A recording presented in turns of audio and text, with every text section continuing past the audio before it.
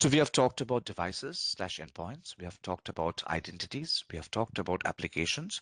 Now we will move on to data.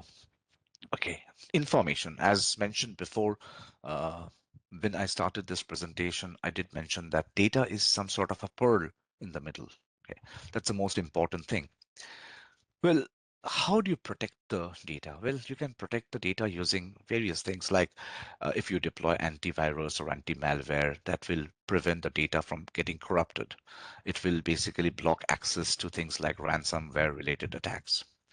Information can be protected using encryption. There are various different types of encryptions available.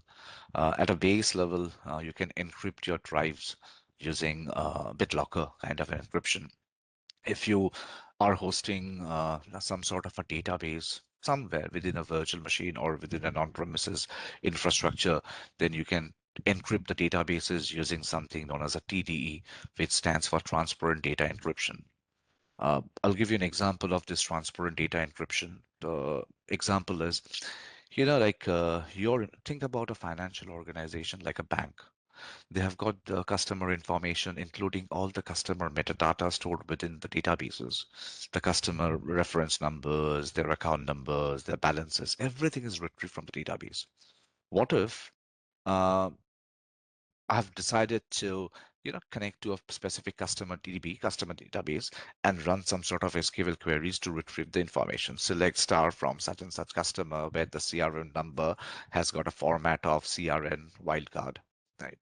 Well, the transparent data encryption makes sure that data cannot be retrieved by simply running a query.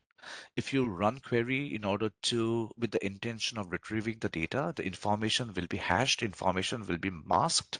You can't see anything. The access to these informations can be retrieved only through web application. That is the reason you will see that you are allowed to retrieve your banking information details only through the banking app, web app. So if you want to ensure that the data center engineers does not have that level of privilege of extracting information by simply running queries, you will have to configure something known as a TDE or transparent data encryption. Other encryption standards, like for instance, storage accounts. Storage accounts are very popular these days because think about this. If you want to have an on-premises storage repository, pretty much you will end up deploying multiple server, not a single file server, because a single file server becomes a single point of a failure. You will have multiple file servers. Within those file servers, you will have a file server role installed. You will have to install FSC, failover server clustering. Probably you'll have to place those file servers behind some sort of a network load balancer to distribute the TAF traffic.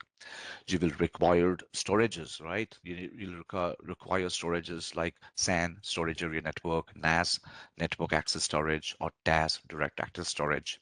And then through iSCSI initiators, you'll have to connect the servers with this shared storage. It's a massive thing, very expensive. Organizations will require dedicated resource to look after this.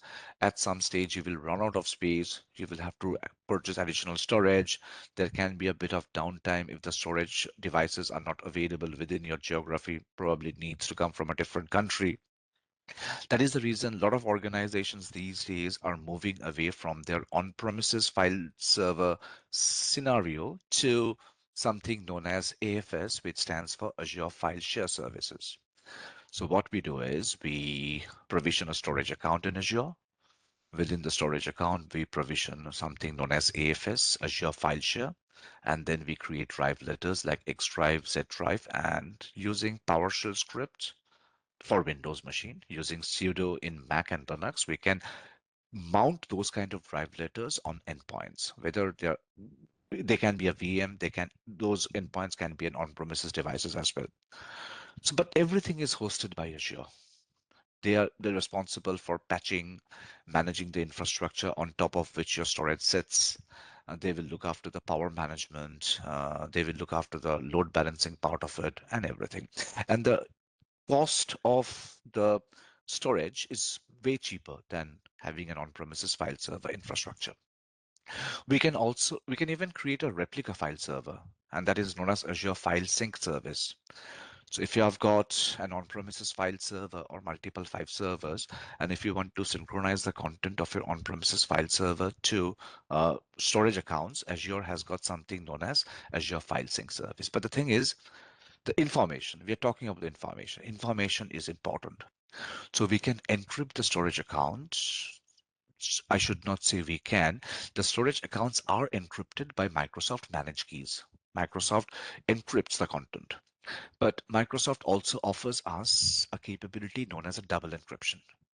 And as a part of this double encryption, they offer us a service known as BYOK, bring your own key. We can purchase a key from a different vendor, or if you have got a key vault, you can create your own encryption key and you can double encrypt the storage account.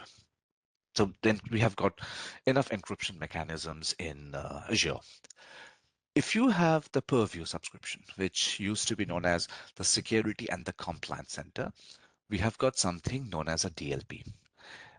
We can create different kinds of policies in Purview, like data retention policy. We have got this in Azure information policy. Likewise, we have got the DLP data loss prevention policy. The main focus of this slide is to explain the capability of DLP, but very quickly, I'm going to tell you what exactly data retention and the information protection policy will offer us. The data retention policy, as the name suggests, it allows you to retain the data. So different organizations coming from different, areas like medical organization, financial organization, educational organization, they will have their own retention logic. So data must be retained for X number of duration. It can be 5 years, 2 years, 7 years, 12 years, does not matter. Within that particular time span, data should not get tampered, data should not get deleted. So we need to place some sort of a legal hold on that particular data. So in technical terms, in content management terminology, any information that should not be tampered, any information that should not be deleted, we generally call them as a record. Especially if you're coming from a SharePoint background, you will be able to correlate the statement record. Record means some a data which cannot be tampered, should not be tampered, and should not be deleted. With the help of data retention policy, we can make sure that informations will be locked. Information should not be tampered. The information cannot be deleted up until certain time, 5 years, 7 years. The information policy, we call it as a WIP now, Windows Information Policy. It is also related to data information. I mean, let's say we have got a PDF document. It is nothing but a data. Maybe the document should not be saved. No one should have the option to save the document. Let's say the PDF should not be print. No one should be able to print the PDF.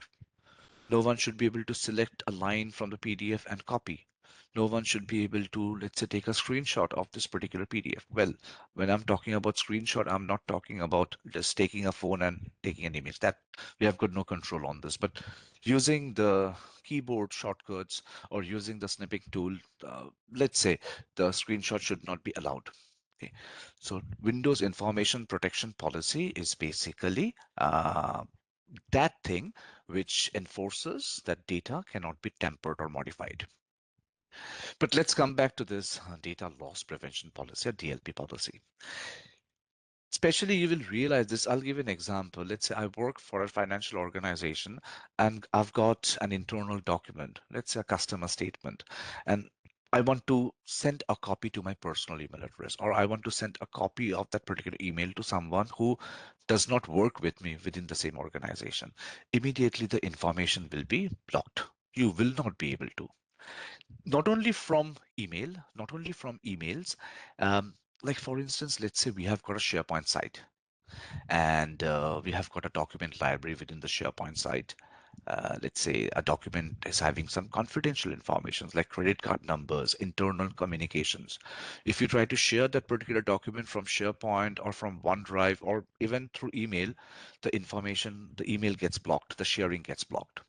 And this is achieved by using something known as a data loss prevention policy. Now, in order to configure data loss prevention policy or data retention policy or Windows information policy, you will require a Purview subscription. So this is how can we protect the information data. So information can be protected by encryption. especially if it is a database, TDE, transparent data encryption. You can also protect the data by enforcing a legal hold, which is done through data retention policy, or we will be able to basically stop like forwarding confidential data to people outside the organization using the DLP or the data loss prevention policy.